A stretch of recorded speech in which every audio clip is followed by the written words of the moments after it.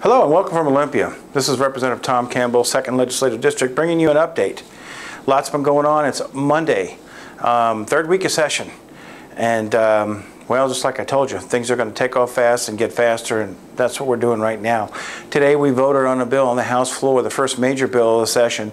It's the bisphenol A bill that bans the use of those toxic chemicals in babies' bottles as well as sippy cups, and the evidence has just gotten stronger since last year, and the vote totals last year were about 72 yays. This year we went to 95 to 1.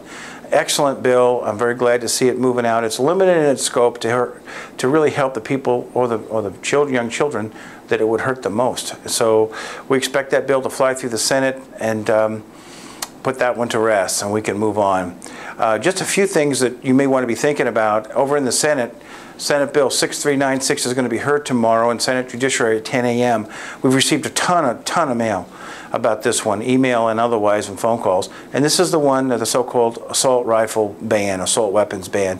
And as I've told many of you via email, I am absolutely opposed to that bill. I do not think it'll come out of the Senate, but you can rest assured if it does, I will never support anything that infringes on your lawful right to keep and bear arms. I am a strong Second Amendment supporter, and that has not changed, nor will it ever. A couple other bills of note. We have House Bill 1329, which is the home care workers bill. I should say the daycare workers bill.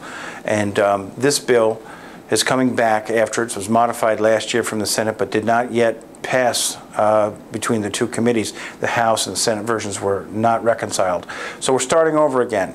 And 1329 passed this last year with about 65 votes, as I recall, and moved forward in a bipartisan fashion. After we had some town halls and looked at it, had a lot of people in the daycare industry who were very concerned about this bill.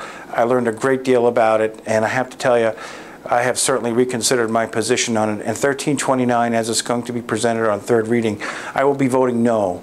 And the reason I'll be voting no isn't because I don't want to help those workers or those daycare centers. I do. But I don't think this bill in its present form does just that.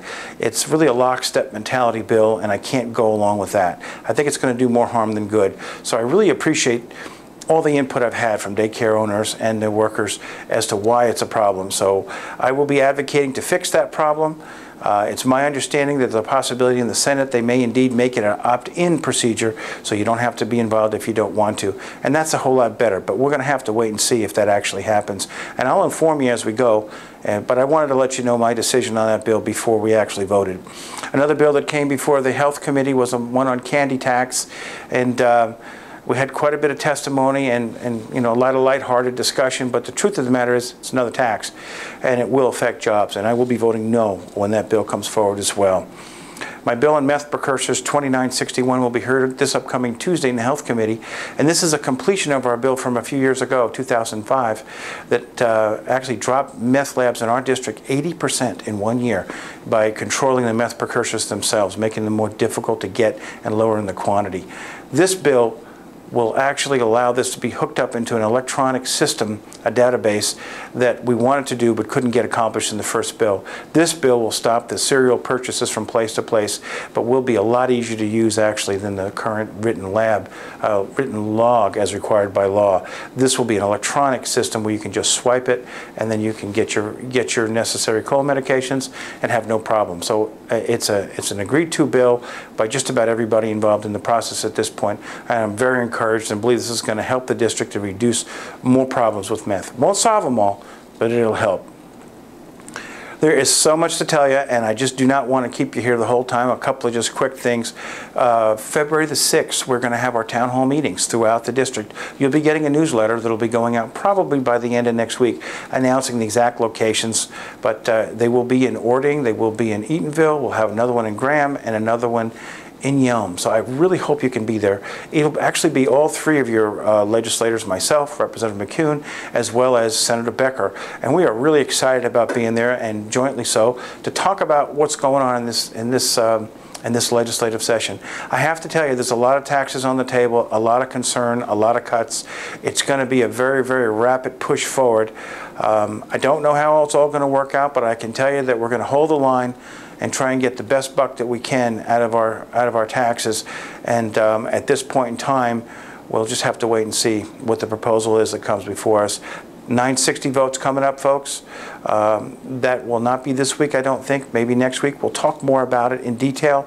The time comes, and I want to assure you that I do not agree with busting the will of the people on an initiative. That is a very, very strong condition for me. It takes an awful lot of pressure from the people themselves if the initiative needs to be changed.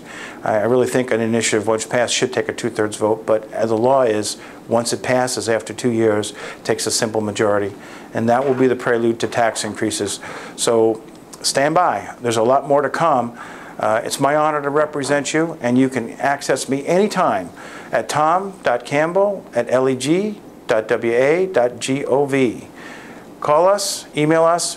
Your participation is most welcome. Thank you.